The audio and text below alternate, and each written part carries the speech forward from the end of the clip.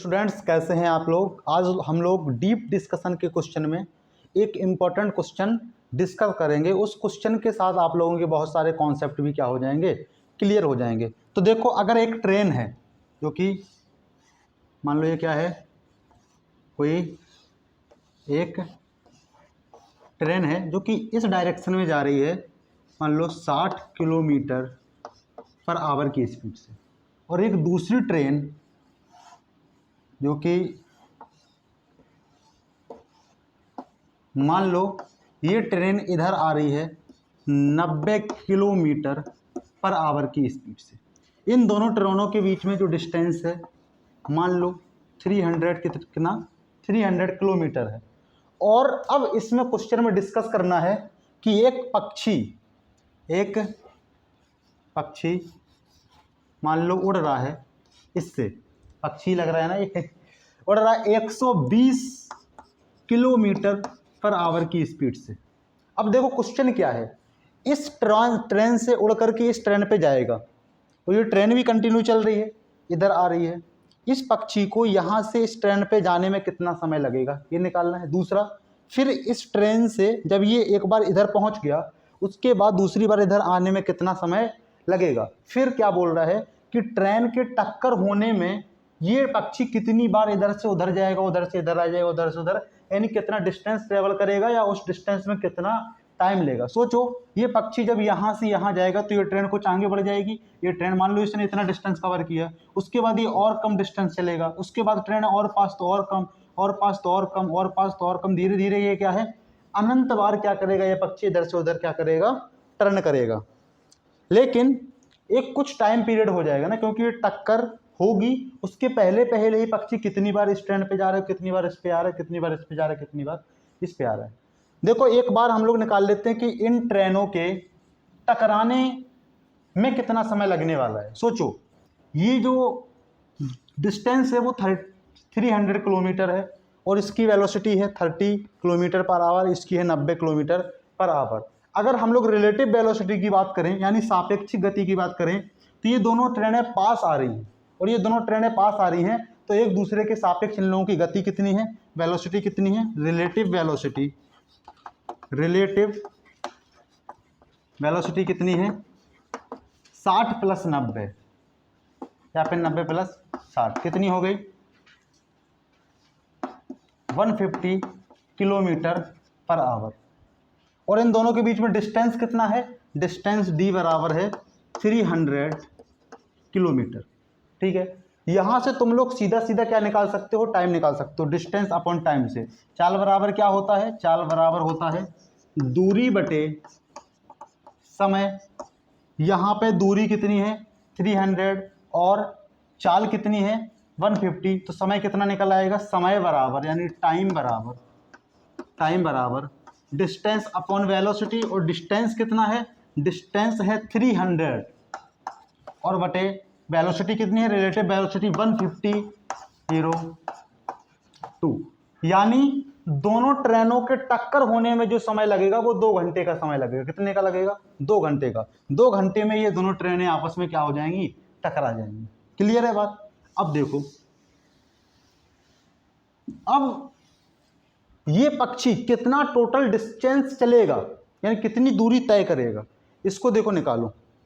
अगर बात की जाए पक्षी के यहाँ से वहाँ जाकर के वहाँ से वहाँ जब तक ट्रेनें टकरा रही हैं, उस समय में ये कितना डिस्टेंस चलेगा, तो देखो कितना चलेगा, चाल बराबर दूरी बटे समय।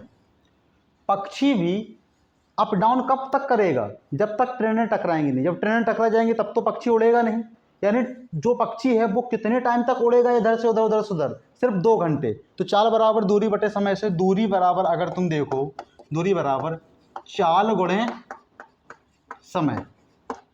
और चाल गुणे समय की बात किया जाए तो चाल कितनी है, पक्षी की चाल है 120 किलोमीटर पर आवर, और समय कितना है, समय है 2 घंटे, यानी 240 किलोमीटर क्या चलेगा, पक्षी चलेगा।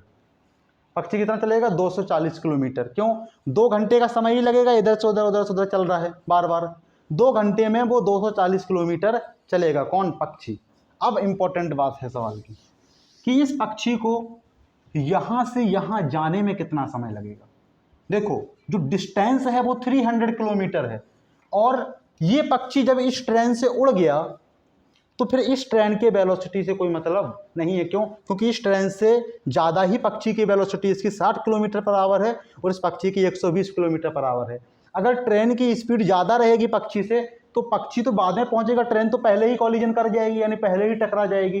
तो इस ट्रेन से ये पक्षी उड़ा 120 किलोमीटर पर आवर, तो फिर इस ट्रेन से कोई लेना देना नहीं है। इस पक्षी को इस ट्रेन से उड़ करके इस ट्रेन पर पहुंचने में कितना समय लगेगा, यही हम लोगों को क्या करना है, बताना है। अब देखो क्या है, अगर हम लोग रिलेटिव वेलोसिटी की बात करें, रिलेटिव वेलोसिटी,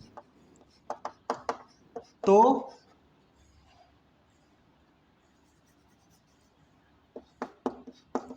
रिलेटिव वेलोसिटी की बात करें तो पक्षी ट्रेन की तरफ जा रहा है और ट्रेन पक्षी की तरफ आ रही है, और टोटल डिस्टेंस कितना है, 300 किलोमीटर। ठीक है ना। जब ये पक्षी इधर जा रहा होगा तो ये ट्रेन कुछ आगे ही डिस्टेंस कवर कर लेगी, लेकिन ये सोचो कि डिस्टेंस कितना है, 300 किलोमीटर, और ये पक्षी रिलेटिव वेलोसिटी से उड़ रहा है, यानी 120 + 90 से उड़ रहा है। वैसे उड़ नहीं रहा है, ऐसे समझ लो ट्रेन 90 किलोमीटर पर आवर की घंटे से पक्षी के पास आ रही है और पक्षी 120 किलोमीटर से। और जरा यह कहो कि वो दोनों इस तरीके से चल रहे हैं कि कितनी स्पीड से एक साथ मिलेंगे, 120 + 90, यानी जो रिलेटिव वेलोसिटी हो जाएगी वो हो जाएगी 120 + 90। इस ट्रेन की वेलोसिटी से कोई मतलब क्यों नहीं है, इस ट्रेन की वेलोसिटी से लिए नहीं, क्योंकि ये पक्षी तो इस ट्रेन से उड़ गया। अब ये उड़ गया तो ये तो पीछे हो जाएगी, पक्षी आगे हो जाएगा, और इस पे पहुंचने में पहली बार पहुंचने में कितना समय लगेगा उसकी बात हो रही है।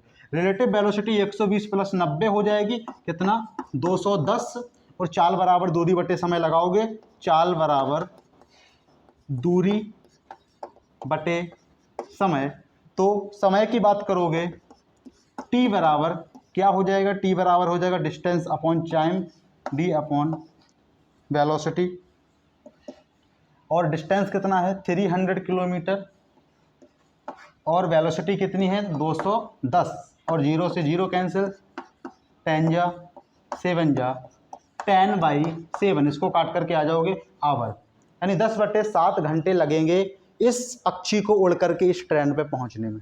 क्लियर है ना बात। रिलेटिव वेलोसिटी सिंपल क्वेश्चन है ये, इतना कठिन नहीं है, कॉमन सेंस वाला सवाल है, एकदम आसान सी बात है। ठीक है ना।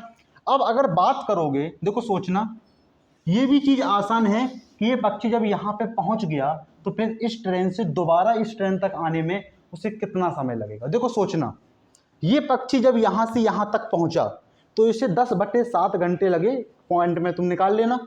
जब पक्षी यहाँ पे पहुँचा, इस पे बैठा, तो उस समय इस पक्षी ने कितना टाइम लिया, उतना ही टाइम लिया। उतने टाइम में ये ट्रेन कितने आगे आ गई ये निकाल लोगे, और उस टाइम में ये ट्रेन कितनी आगे आ गई वो निकाल लोगे। अब तुम्हें कुछ दूरी पता चल जाएगी कि ये ट्रेन कितने आगे आ गई उसी टाइम में, यानी 10/7 घंटे में, आवर में, इस ट्रेन की वेलोसिटी कितनी है 90, वेलोसिटी दी है और टाइम दिया है। डिस्टेंस निकाल लोगे कितना आगे बढ़ाई, और इसका भी डिस्टेंस निकाल लोगे, 10/7 आवर में ये कितना आगे बढ़ाई। तुम्हें अब एक डिस्टेंस बचेगा, वो 300 में से इधर से घटा दोगे, इधर से घटा दोगे। अब देखना, रिलेटिव वेलोसिटी की बात करोगे, अब इस ट्रेन से पक्षी उड़ेगा और इस पे बैठेगा, तो फिर रिलेटिव वेलोसिटी क्या निकालोगे, 120 + 60, और ये आगे बढ़ाएगा पक्षी। ठीक है ना। और रिलेटिव वेलोसिटी बटे चाल बराबर दूरी बटे समय लगा लोगे, वहां पे तुम्हें क्या निकल आएगा, टाइम निकल आएगा। ठीक है ना। तो क्वेश्चन क्या हुआ, एकदम इजी क्वेश्चन था और ये सॉल्व हो जाना चाहिए। ठीक है। अगर यही सेम बात की जाती, रिलेटिव वेलोसिटी, दो ट्रेनें एक साथ ना जा रही होती, अलग अलग डायरेक्शन में जा रही हैं, तो रिलेटिव वेलोसिटी क्या होती, माइनस हो जाती। ठीक है। तो हम आशा करते हैं कि समझ में आया होगा, और आज के लिए इतना ही, मिलते हैं किसी नेक्स्ट क्वेश्चन के साथ, तब तक के लिए ओके बाय।